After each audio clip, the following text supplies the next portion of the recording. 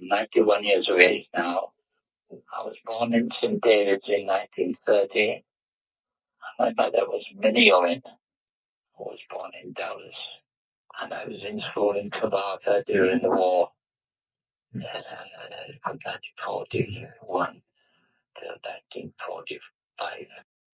Well, we didn't have a telephone, and it was word of mouth on the radio. Not the radio, we called it the wireless. Oh, and the cinema, of course. You used to have the news in the cinema, which was about a quarter of an hour of the program. The program is on for about, say, 2.5 hours. You had a big film, a little bit of advertising, not like it is today. And then the news, which would, in 10 minutes or a quarter of an hour, show you what was going on in the war, and a little bit of sport, and that would be it. That's what we got most of our information from. We had a blackout. A blackout was quite effective. You had wardens going around and shouting at you if there was a chink in your light. And we used to, on the windows, they used to put a sticky tape crisscross the windows. There was a siren in Dowlais, and it was right opposite my bedroom. So when the siren went off, I used to be blasted out of bed. It was only about 30 yards from my bedroom, I suppose. The sky was lit up. From my attic window, I could see down onto the coast, and I could see a glow where Cardiff was, which was 24 miles away. And I could see the glow from Swansea when that was bombed.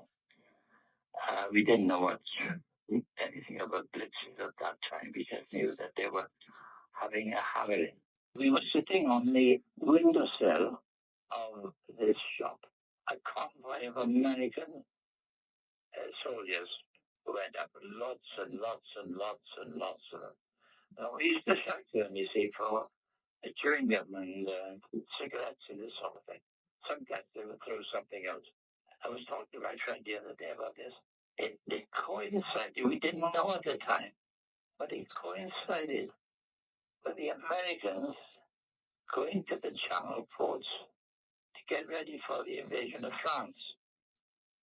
Because I found out that they were camped up on the other side of the hill at Merthyr, near Hillwine, on the Swansea Road, up there near, what do you call it, where the whiskey is made, the Penderyn whiskey places. They had camps up there just before D-Day, and they never used those camps again.